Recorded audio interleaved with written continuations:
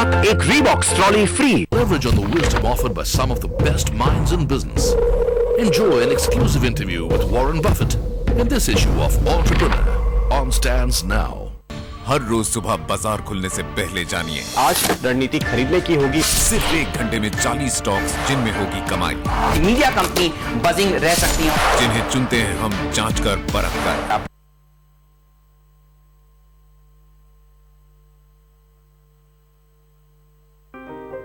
The world is designed to be narrowly efficient. Efficient like the all-new Passat with Blue Motion Technologies. An engine that stops and starts automatically. A battery that recharges when you brake. And optimized gear shifts, saving fuel and reducing emissions. The all-new Passat with Blue Motion Technologies. Volkswagen, das Auto.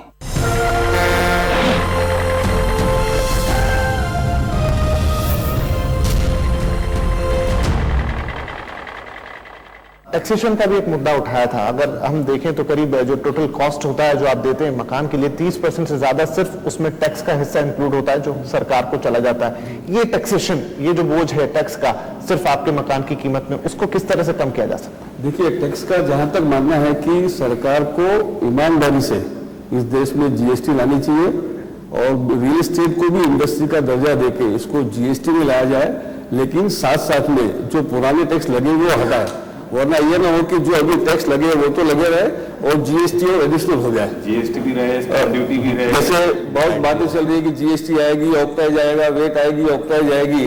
आज महाराष्ट्र में specially Bombay और पुणे में ऑक्टाइज के कारण से जो nuisance और जो कॉस्ट बढ़ती है जिसका कोई सोच भी नहीं रहा है, ये सबसे बड़ी तकलीफ है। इसलिए अगर जीएसटी आती है, बिल्डर में भी उसको सपोर्ट देना चाहिए और सरकार ने भी उसको ईमानदारी से जीएसटी को एक इंडस्ट्री का दर्जा देके जिस तरह बाकी इंडस्ट्रीज में है उसी तरह इसमें लाएंगे तो मेरे को लगता है काफी आसानी हो जाएगी, डिपार्टमेंट कम हो जाएंगे, करप्शन भी कम होगा और चीजें आसान हो जाएगी। आपके नजरिए में क्या लगता है ये जो टैक्स का 30-40% तक का जो बोझ है उसे कैसे कम किया जा सकता है? देखिए, ऐसा है कि हमको जेनरिक सॉल्यूशन नहीं मिलेगा, लेकिन अगर हम अफोर्डेबल हाउसिंग को डिफाइन करें और हम कहें कि इस अफोर्डेबल हाउसिंग के जो प्रोजेक्ट्स हैं उसके लिए हम टैक्स हेवन्स क्रिएट करें, तो हमने एक कॉन्सेप्ट दिया था स्पेशल रेसिडेंशियल जोन, जैसे स्पेशल इकोनॉमिक जोन होते हैं।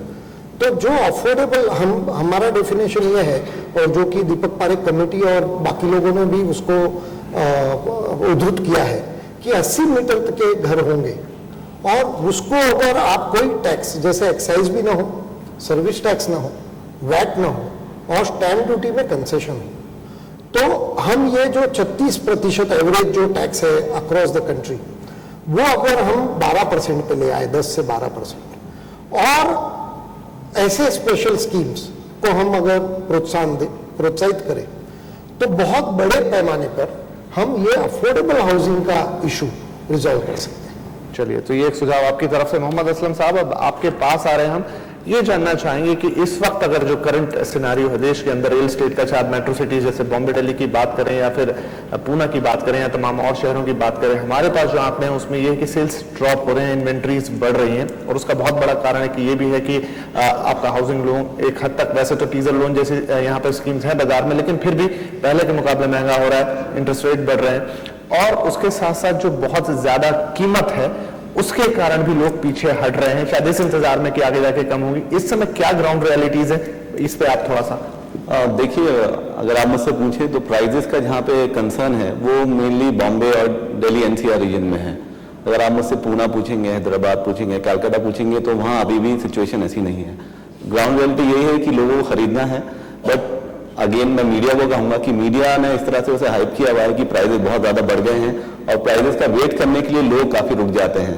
तो होता क्या है कि जो लास्ट साइकिल थी उसमें लोगों ने 2006-2007 में जब प्राइजेस बढ़ गए थे, फिर मीडिया में हाइप हुआ कि बबल आ गया, बस्ट हुआ था, कुछ हद तक हुआ था, लेकिन उस टाइम लोगों ने वापस खरीदना बंद कर दिया था इस इंतजार में कि रेट्स वापस कम होंगे, हम बाय कर लेंगे। अगर आप मुझसे पूछेंगे, पुणे स्पेसिफिक आप पूछेंगे तो रेट्स हम लोगों ने कुछ कम नहीं किए हैं और जो बाइंग है वो भी इतनी ज्यादा इफेक्ट नहीं हुई है। अगेन मैं कहूँगा जो भी हिट हुआ है वो बॉम्बे का इफेक्ट हुआ है कि बॉम्बे में कुछ प्रॉब्लम्स हैं, उस वजह से पूना में इफेक्ट हो रहा है। इंफ्रास्ट्रक्चर के दर्जे की मांग पुरानी है, लेकिन आपने जो यहाँ सवाल उठाया कि एक हम स्पिलिंग इफेक्ट देखते हैं, जब मेट्रो सिटीज में कुछ होता है तो दूसरे शहरों में भी उसका असर आता है। हेमंत जी, यहाँ आपके पास आऊंगा कि मुंबई दिल्ली जैसे शहरों में अगर भाव घटता है या बढ़ता है तो उसका असर क्या टियर 2 टियर 3 सिटीज पर भी आता है, भले ही वहां की जो जमीनी हकीकत है वो अलग? डेफिनेटली, बट उनके यहाँ इतने बढ़ते हैं कि वहां पे अगर एक आध हमारे बिल्डर भाई ने डिस्काउंट भी दे दिया फ्लैट का, तो वो हमारे यहाँ फ्लैट की कीमत ही उतनी रहती है डिस्काउंट। तो हम डिस्काउंट वाले मार्जिन पे है, तो यहाँ पे मार्जिन्स भी इतनी नहीं है। So there is no scope for, and if you ask me honestly, assessment अगर किया, बंबई दिल्ली इनकी बात अलग है, उनके यहाँ अनरियल प्राइसेस हो रहे हैं because the land is out of supply. हमारे यहाँ ये प्रॉब्लम नहीं है। अभी हम बेसिक अफोर्डेबल हाउसिंग की बात नहीं कर रहे हैं, नॉर्मल MIG HIG की बात कर रहे हैं। अभी हम जो बांध रहे हैं सब भाई लोग, ये हम MIG HIG ही बांधते हैं, अफोर्डेबल हाउसिंग बांधते नहीं। तो ये अगर MIG HIG की बात कर रहे हैं तो यहाँ का जो स्टैंडर्ड ऑफ लिविंग और जो क्वालिटी मिलती है लोगों को, उसके कंपैरिजन में ये जो प्राइसिंग है ये बहुत रैशनल प्राइसिंग है। गोपाल जी, आपके विचार जानना चाहेंगे, जैसा यहाँ पर हेमंत जी ने बताया किस तरीके से आप सस्ता बना सकते हैं रहने के लिए जो घर है उसको, तो आप क्या सजेस्ट करेंगे कि किस तरह से इस बात को आगे बढ़ाया जा सकता है? सस्ता बनाने के लिए जो कुछ महत्व बात जो ललित जी ने पहले बता दिया जगह के बाद में, लेकिन जब एग्जीक्यूशन जो होता है उसमें डेवलपर ने नई टेक्नोलॉजी लानी चाहिए, एग्जीक्यूशन को फास्ट करना चाहिए। और मेरे को लगता है कि इंडिया में हम लोग बिल्डिंग के एलिवेशन में अननेसेसरी पैसा लगाते हैं, वो एलिवेशन काम नहीं आता। अगर आप देखिए सिंगापुर में देखिए, कोरिया में देखिए, या कहीं भी देखिए, they make so very simple building with straight building which is useful.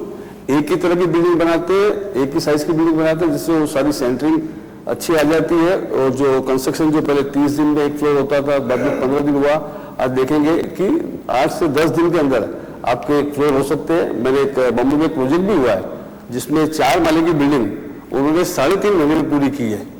सो ये फास्ट होने से काफी कॉस्ट कुछ और कम हो सकती है। चलिए, तो यहाँ प्रोसेस को तेज करने का सुझाव आप दे रहे हैं जिससे कि हम किफायती घर बना सकते हैं। अब बात हम रियल एस्टेट इंडस्ट्री की करते हैं। ललित जी, एक बार फिर आपके पास आता हूँ। इन दिनों फंडिंग की काफी प्रॉब्लम, जो घूस देकर लोन लेने वाला मामला, इस तरह की तमाम चीजें जब से बाजार में आई हैं, तो रियल एस्टेट इंडस्ट्री के लिए बात तो सही है कि काफी हद तक लिक्विडिटी का क्रंच आया है। कितना इंपैक्ट इसने अब तक बिजनेस पे डाला है? देखिए, ये मुझे हमेशा सरप्राइज करता है कि अर्बनाइजेशन हो रहा है, घरों की शॉर्टेज है, आगे केओटिक होने वाला है, सिटी स्लम सिटी बन जाएगी। गवर्नमेंट के सारे डिपार्टमेंट्स को इकट्ठा आकर जो स्ट्रेटजी बनानी चाहिए वो नहीं हो पा रहा है। और रिजर्व बैंक आपको बता रहा है कि रियल एस्टेट में पैसा ज्यादा आ गया है, स्पेकुलेशन ज्यादा हो रहा है, तो कैश लिक्विडिटी को विड्रॉ होना चाहिए। अब ये सरप्राइजिंग है। अल्टीमेटली आप लिक्विडिटी क्रंच क्रिएट करेंगे तो डेवलपर को प्राइवेट बोरोइंग या प्राइवेट फंड्स के पास जाना पड़ेगा, जिससे कॉस्ट ऑफ फंडिंग बढ़ेगा, तो एंड प्रोडक्ट आपका महंगा होगा। दूसरा, बंबई और दिल्ली ये रियल एस्टेट के बैरोमीटर नहीं है। सिर्फ 3% डेवलपमेंट पूरे देश की रियल एस्टेट की इन सिटीज में होती है। और चूंकि पॉलिसी मेकर वहां बैठे हैं और वो दिख रहा है, वो सारे देश में वैसा ही चल रहा है, ऐसा उनका अनुमान है। तो सबसे बड़ी गलती जो हो रही है,